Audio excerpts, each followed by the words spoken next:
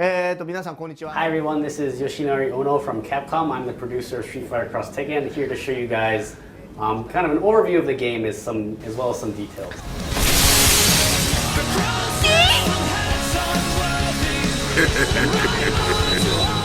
このストリートファイタ So ー this game is basically a dream collaboration between the two hottest franchises out there in the fighting game genre. We have Tekken from Namco Bandai as well as our very own Street Fighter. And this is a collaboration we couldn't do in the previous days, but now with new technology we were able to make it come true. このストリートファイター So there were three basic design principles that we had when we were building Street Fighter X Tekken. The first being casual fun. With this game, we want to bring as many users as possible to come enjoy the game. We hope to get people who played Street Fighter or Tekken in the old days. Maybe they haven't played a fighting game in a while, but with the very large roster of characters that we have in this game, we hope to get those old fans back, as well as brand new fans who have never really played a Street Fighter or Tekken or even a fighting game before. So the next point we have is the hardcore depth. We really think that we put in a lot of different kind of battle mechanics, which the hardcore can really sink their teeth into.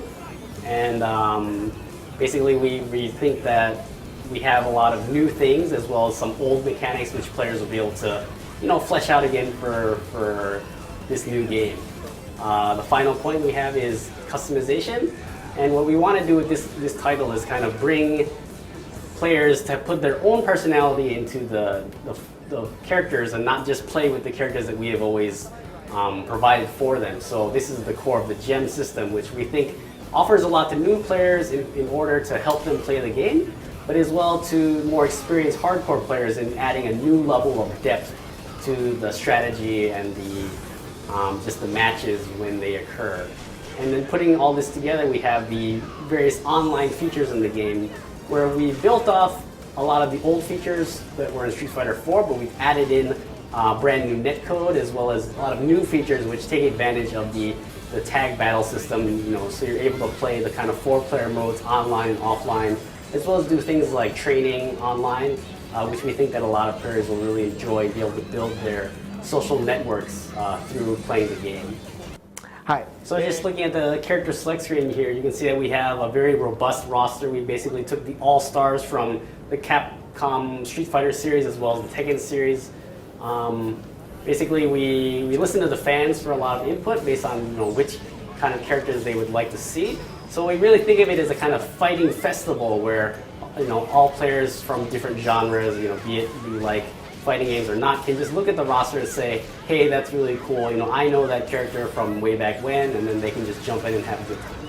はい、じゃあそれではですね、ちょっとハードコアゲー So ム now we'll just demonstrate some of the more hardcore fighting game mechanics in the game. Basically, with this game, we have a lot of old fighting game mechanics such as EX moves and super moves, which you'll be familiar with if you played Street Fighter 4. But in addition, we've added in a lot of new things which we think to really take advantage of the tag aspect of the battle system. And we hope you guys will be able to, once you get your hands on the game, kind of go through it and then kind of play around and find out what works best for you. So just real quick, basically meter management in this game is very important because having meter allows you to access a lot of the really interesting features. So we have the basic combos for every character called the cross rush. What this does is it allows you to bring in your partner character based off of a very simple light, medium, heavy combo. And every character in the game has access to this. So we think it's a simple mechanic, but it forms the basis of the core tag gameplay. And then obviously when your character comes in, you have the opportunity to do combos and really opens up the combo tag battle system. So you can see here, you can do various combos. This is just the tip of the iceberg, really. In addition, we have things called switch cancels.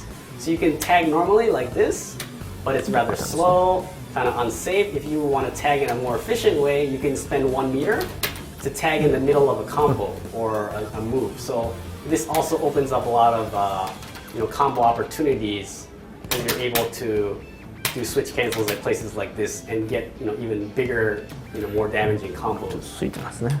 In addition, we have something called charge moves, where you can charge up a move to make it more powerful. So this is Paul's normal lunge punch, which he has from Tekken. If you charge it up, it becomes even stronger. If you charge it all the way to the 3rd level, it automatically becomes a super move, which can be done at the cost of no meter. So this is really useful because you can actually dash in the middle of a charge move at any time and cancel it. So this is a lot like the EX focus cancel mechanic in Street Fighter 4. So you can charge, fake it, dash, go for a throw. There's a lot of different mind games which you can do, which we think players will really be able to utilize. Another feature we have is something called the cross assault, where you call your opponent or your partner onto the screen at the same time, and you just go on and wail it on the other character. Really good for opening up people when you're having a hard time. In addition, we have things called we have team supers. So if you're familiar with the concept from Marvel vs. Capcom, you can do kind of a team super which uses all your meter, but does a lot of damage and is well worth the effort to kind of land this move. You can see here it does around 40% damage to Kazuya. So it's a really important use of meter, which we really want players to consider.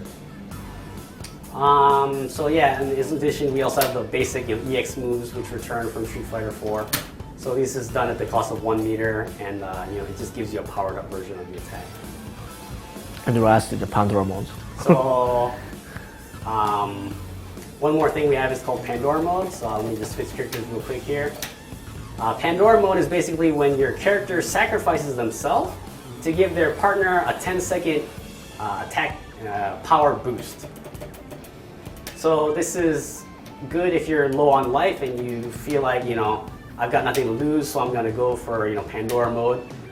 One thing to note though is if you can't KO the opponent within those 10 seconds, you automatically lose that round no matter what. So a lot of players were saying that, this is such a useless thing because if I activate it, the guy's going to run away for 10 seconds and I'm going to lose. But we're here to show you today that that's not really the case. There's a lot of possibilities with the system. Players just really need to, kind of get their hands on it to flesh it out a little more. So it's performed if you have 25% life or less. So let me just set my life wheel here real quick.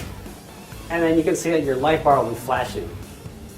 If at this time you do down down tag, you'll activate Pandora mode where your character will sacrifice themselves and then you get that power up. But you can also see in the upper left hand corner, there's now a timer which is ticking down. Once that empties, you automatically lose unless you have already KO'd the opponent. So the cool thing is that you can combo into Pandora mode. So Ryu has an EX move here which causes a wall bounce. What you can do is EX move into Pandora mode and then go into a super combo.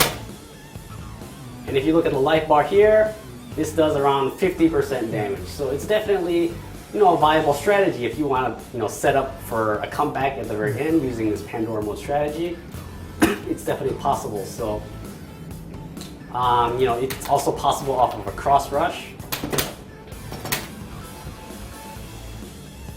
So if you can't land that, naked EX kick, you can do it off a cross rush. You get a little less damage because of damage scaling. However, this is a lot more consistent. このようにパンドラシステムを紹介した時には So yeah, I mean, a lot of players were just saying that they didn't really know what the point of the system here, but here you can see that it's definitely something that's it's basically a viable strategy for the late and end game if you feel like you want to go for that kind of flashy comeback combo. So now we'll move on to the more customization aspect of the game. So obviously, when we talk about customization in this game, a large part of it is the gem system. And right here, you can see the gem edit menu. So for different characters, you can set different gems as well as presets. So we'll just go into example here with View. You can see that there's different types of gems. So there's basically two types. There's boost gems, which increase the parameters of your characters, and there's assist gems, which cover for your weaknesses as a player. So just an example of a boost gem. Right here we have the immense power gem level 1. What this does is it gives you a 10% damage output when you connect with 5 normal moves. And you can also see that it lasts for 20 seconds. So you can equip up to 3 different gems in each slot. So I can have 3 different gems of my choosing. And then you can also save your preferred loadout and give it a custom name, a custom title. So it's important to note that all these gems are different. So you can see this one also gives you 10% for 20 seconds, but you need to block 5 times for it to activate.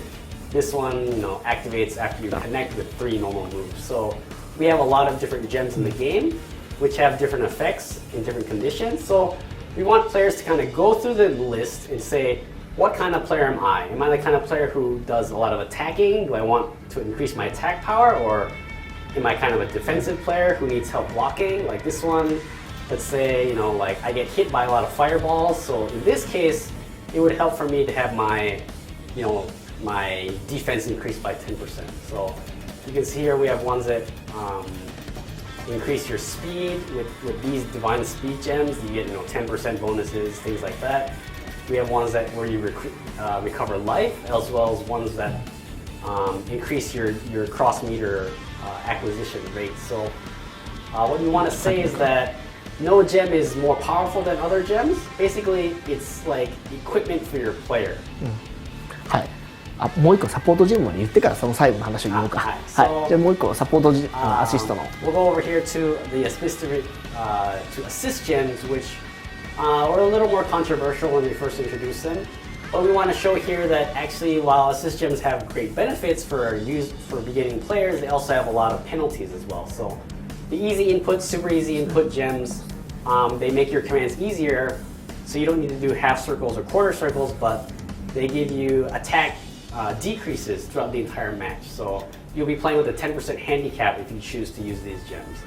If you're the kind of player who can execute, then there's really no reason that you'd want to use this. It's really just for people just starting out who have problems, doing these kind of difficult fighting game movements. We have the cancel assist, which is, helps you cancel special moves easier, as well as auto throw escape and auto block. So these are also, a lot of people are worried that this would be too powerful, but you can see here the cost is that it eats up your cross gauge, your meter. And we showed, there's a lot of uses to having meter, to doing, the team supers, the cross assault, switch cancels EX moves. So if you're having your meter constantly drained by this auto block gem, you're not going to have access to those other more powerful parts of the game. So we really think that this is stuff that's just for really beginners. Once they get the hang of the system, then they're going to want to, stop using these assist gems, move over to the more, customizable part of the game, which is the boost gems. でご覧の通りですね、このジェムっていう So a lot of people might be thinking, when they first hear the gem system is, oh, is this just a power up for my character? Am I going to be able to beat, am I going to be able to beat players who are way better than me just by having gems? And we're here today to say that's not really the case. It's not a way to cheat the system. You still need to put in time in the training mode, work on your game. The best way to think about it is equipment for your character. So if you take a sports analogy, let's say soccer or football, where we have like players and they have their equipment, they have their uniforms and their spikes. So these are things which help them play the game better. You can play football barefoot if you want, but if you have the shoes for the right surface, then you're going to play better. So that's how we really think of the gem system is. It's equipment for your character to kind of put your own personality into and just kind of customize it so it's not always the same Ryu or Guile. It's going to be my Ryu, my Guile. This is the way I play the game, so this is the way my character is going to be. So what we want players to realize is that, yeah, there's no gem which is too powerful. It's just different ways to customize your character. プーリーのこと言わなかったでしょ。 So, if you guys know about, Wayne Rooney, he's a really great player. So if you go buy the same shoes as him, it doesn't mean you're going to be as good as he is. That's the same way we look at the gem system. If you just have a certain amount of gems, it doesn't mean you're going to be a great player automatically. You still need to practice and you need to work on your game.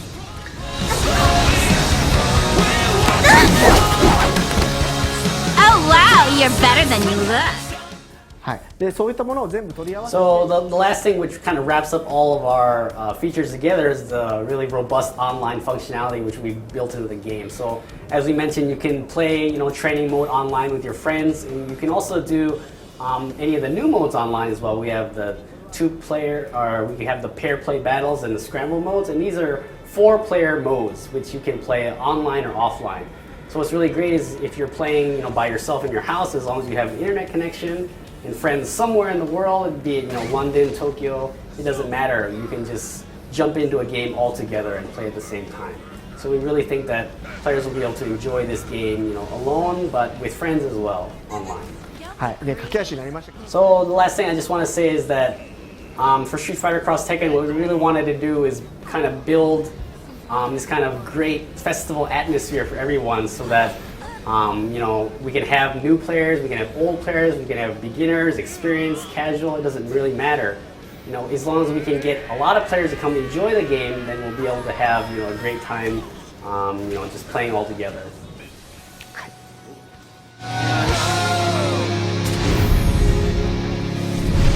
恐怖を教えてやろう。